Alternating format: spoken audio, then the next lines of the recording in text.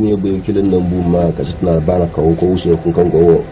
go fa ko ka shi a da wannan tawaka turkawa ana fulu dundum barka ani dire bore ani dire bude ne boreaya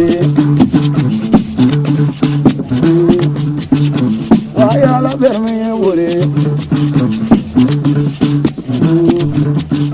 wada howi wele wada howi wele binne mo de mino dabari mo de mino barani mo de mino yuru kanga mo de mino arlam dere mo de mino lawa mo de mino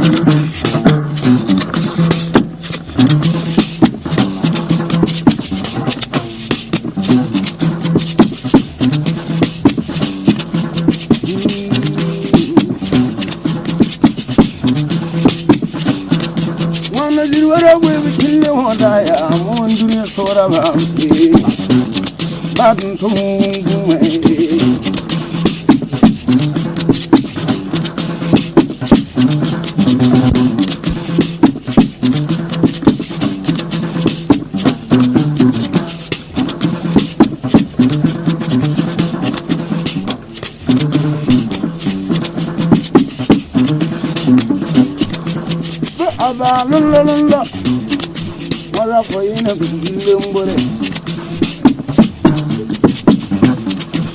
bila zana la mongona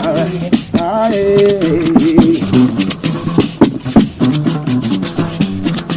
mozana gwale ya sana mongona wai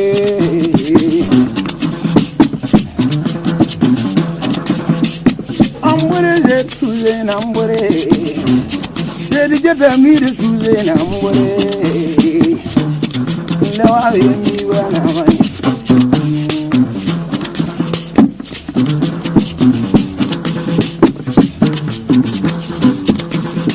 na baragama moyo baradema moyo kazana wodona mwizuro umiruwe kumbura bwi kille kazatawa miyungune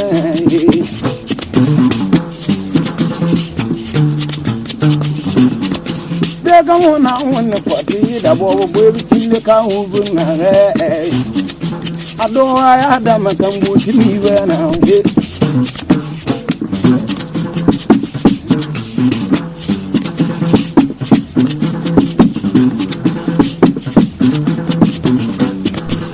Kugebi ko bo la mo baye kamano lena wa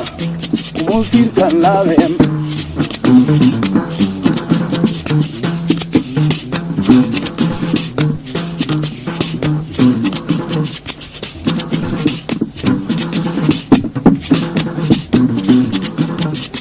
mo dumba ngure ni waya la sanka sana la sarman malo bokona nsiri lalo mono na wa bawrom barona wa yupalonnom bambere tinu bintinna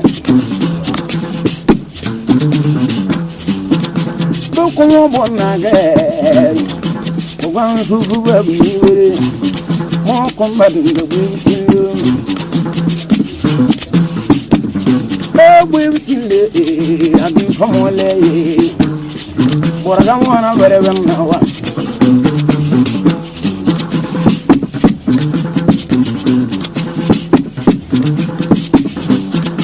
mona tumu dunya zalataram dunya kalana dunya bene bamba na tendere kupesa minga kunde na foye bawu dunya zawo abakaza nfoye woyo untuye anpantirwa untu din sonne jigana amma dawa bonwe mujiri so wajero kabar mo dan woni ya jindum mun bo da fika bar wa bam ai ko ko karan tawo bare bana na wa woni yo ya fara bai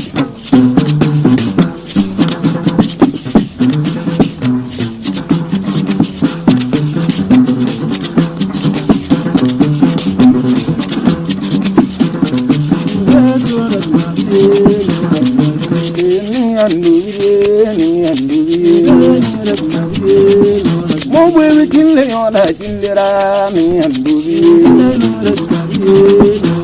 kuma buru kwega buru mani andubi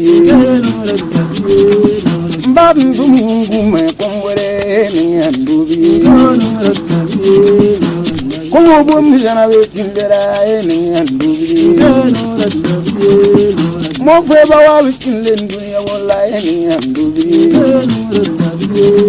daga mu suriya dan duniya min bimani andubi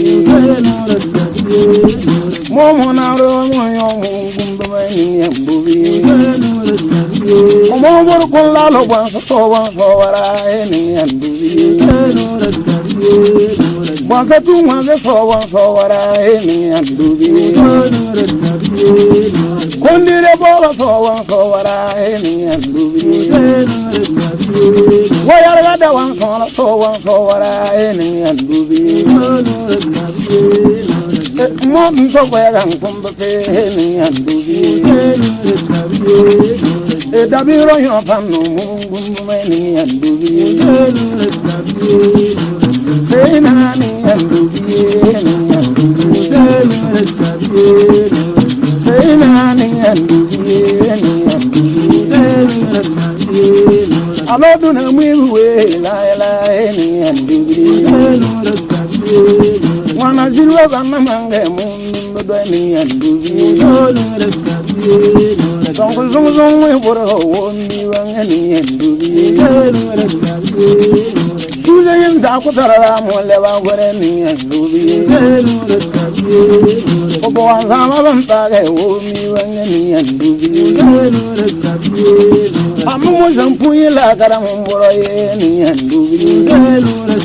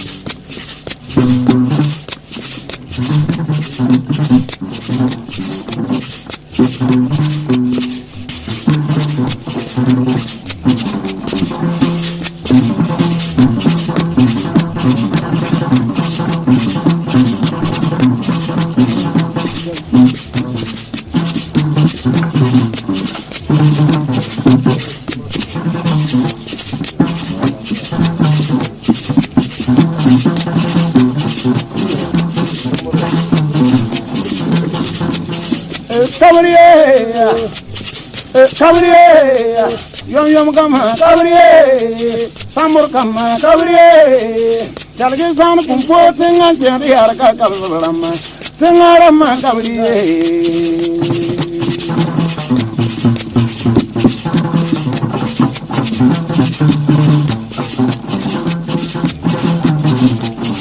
Mala isarama kabriye,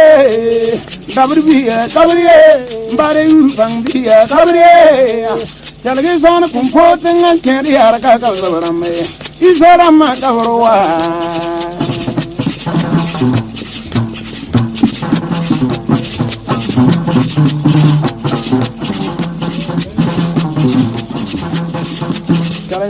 bayale sania mamsu wa bayale zaman tule wa bayale bansi dawoda wa bayale nanam silungu wa bayale sania ade mamndo ngurbi zedo bayale wote bayale sania bayale sania ondar kundu zedo bayale sania yalga sania bulma bayale sania ya isam bul bayale sania kalge mam dam dum zedo bayale wote bayale sania ondar kundu zedo bayale sania mamna kula yiwe utna na danyoro kungo mameli tunna lo yiwe yaba na danyoro kungo mameli na kula yiwe yaba ni danyoro kungo mameli na kula yiwe utna ni danyoro kungo mameli na kula yiwe yaba na danyoro kungo mameli tubuza kama mamna kula yiwe utna na danyoro kungo mameli ka na kule yiwe yaba ni danyoro kungo mameli na kule yiwe utna ni danyoro kungo mameli sirema na kule yiwe yabiri na danyoro kungo mameli mamna kule yiwe utna na danyoro kungo mameli na kule yiwe yaba ni danyoro kungo mameli na kule yiwe utna ni danyoro kungo mameli kuremba mamna kule yiwe yaba anna danyoro kungo mameli zampubi mamna kule yiwe utna anna danyoro kungo mameli tenkai na kule yiwe yaba ni danyoro kungo mameli na kule yiwe utna ni danyoro kungo mameli yeti kwarang yae busambu de kwarang wame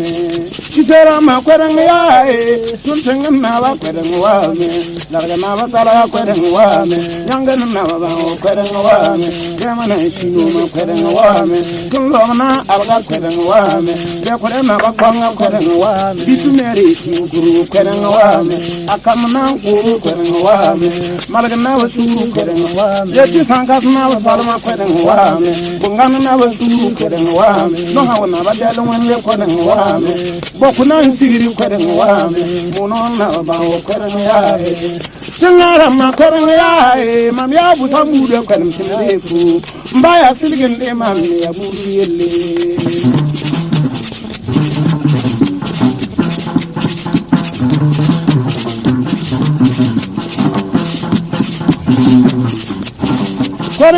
kwarang yae isera ma kwarang yae dabru bi kwarang yae kwarang wame bansu dawo dawame kwarang wame manzul bi kwarang wame sun ya bu sambu da kwarang tinefu mbaya silgin de mam ya bu yelle yeti siru lemloe mamdolla iza lemloe siru lemloe yeta iza lemloe dabru bi iza lemloe bumuka siru lemloe kama lemloe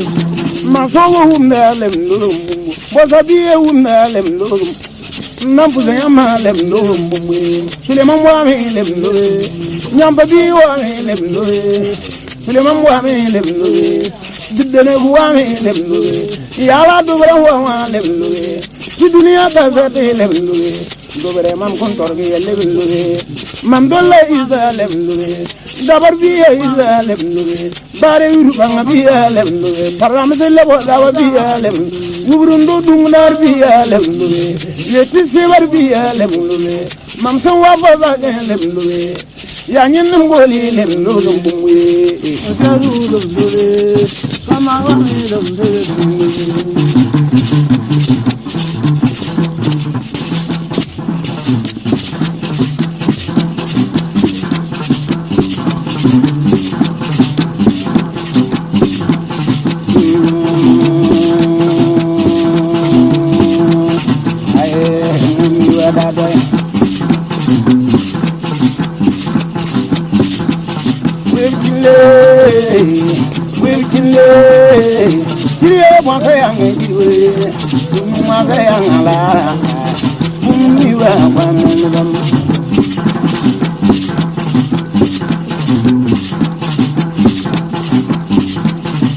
kawa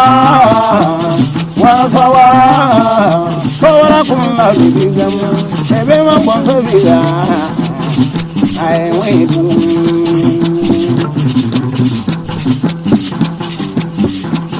la la la la la la la la la la la kuje magri ma mborwe monna pere bamuda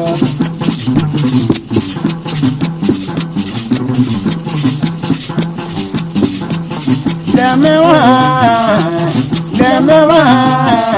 kriya wala yange iwe, koman lalo mane,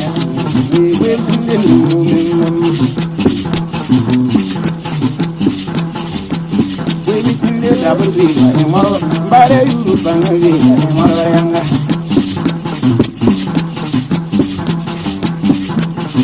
Iwe kunde imaro, parla mkenda wala biga, imaro yanga. Nakada duwa koman lala ya wamwe budina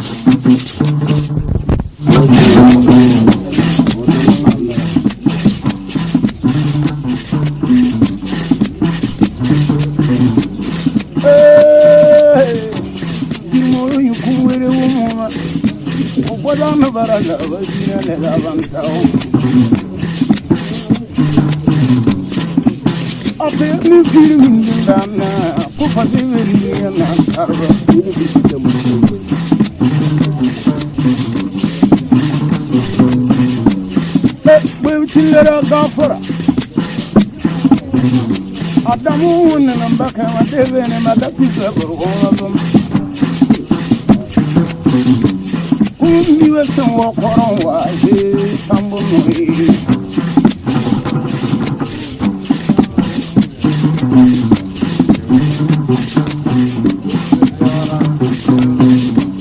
Mungu fore tulizano lewe unkone Mungu mizana dema dansu ya wogan kumoda jino mo dunia kajata ba mo ai Tinu tuza venyo da mo we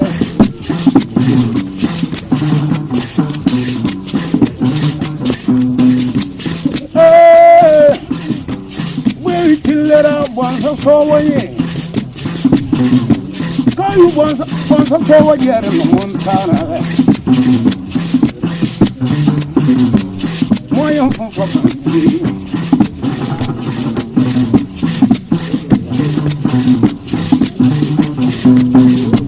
Bwaza jiriya mambara bakonwa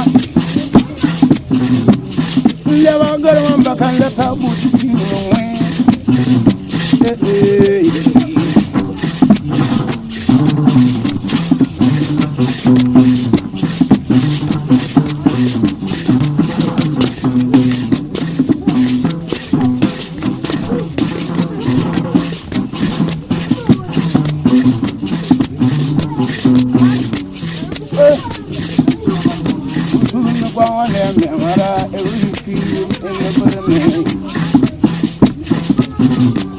Kama kwa mintaso memene yodelai